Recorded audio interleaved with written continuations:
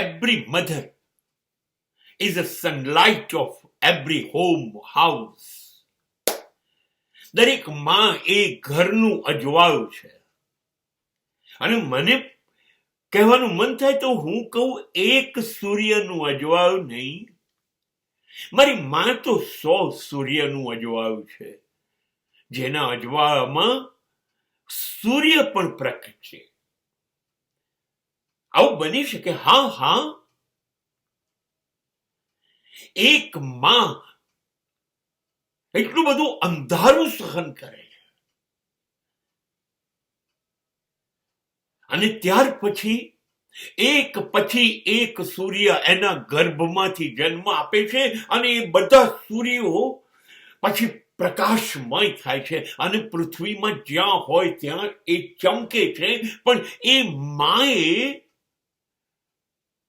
અંધારું જોયું છે, પીડા જોઈ છે, વેદના જોઈ છે. આ બધું જ એ કરુણામય આંખોએ જોયું છે, સહન કર્યું છે. ચહેરા પર કોઈ રેખા બદલવા નથી દીધી, હોઠો પર સ્મિત રાખ્યું છે. મારા દીકરાઓ, મારી દીકરીઓ, મારું સંતાન, એ મારું સ્વર્ગ. અને આપણને બધાને રોશની એ જ આપે છે. નહીતર શું ઓકાત છે આપણી શું ઓકાત છે? અસ્તિત્વ જ ના હોત, આપણું તો વ્યક્તિત્વનો સવાલ જ ક્યાંથી હતો? એના ગર્ભના અંધારામાંથી આપણે આપણી જિંદગીનું અજવાળું લઈને આવ્યા છે. એ માં છે, એણે આપણને મૂક્યા, તક આપી, જા બેટા. જેને પહેલો શ્વાસ આપ્યો, જેને પહેલું ધાવણનું ટીપું મારા મોંમાં મૂક્યું અને આ જીવન શરૂ થયું, જેને પહેલો કોળિયો ભરાયો, જેને મારી કાળજી લીધી, મારા સંડાસ બાથરૂમ, મારી ગંદકીને એને સહન કરી. એને મારા માટે એની ઊંઘ હરામ કરી દીધી.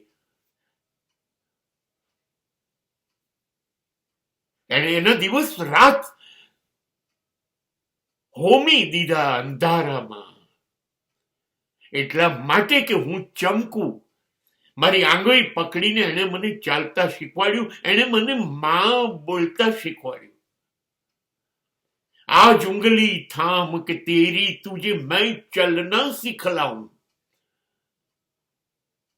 तुझे सूरज कहूं या चंदा, तुझे दीप कहूं या तारा, मेरा नाम करेगा रोशन जग में मेरा लाल दुलारा. કઈ માની ધબકતી છાતીના અંદરના હૃદયના ધબકારમાં આ ગીત નહીં વાગ્યું હોય, શબ્દો નહીં હોય, લાગણી તો આ જ હશે. એટલે કહેવાય છે આપણું તો જીવન પ્રકાશિત થયું,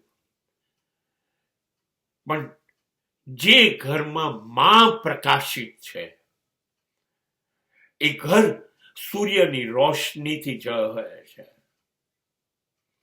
અને એમાંય તમારી પાસે શિક્ષિત, ધાર્મિક અને સંસ્કારિક માં હોય તો ધ્યાન રાખજો. અને કદાચ દેવતાઓ એના પેટે ફરીથી જન્મ લેવા આવી જશે ને તમે રહી જશો. આ છે માનું અજવાળું.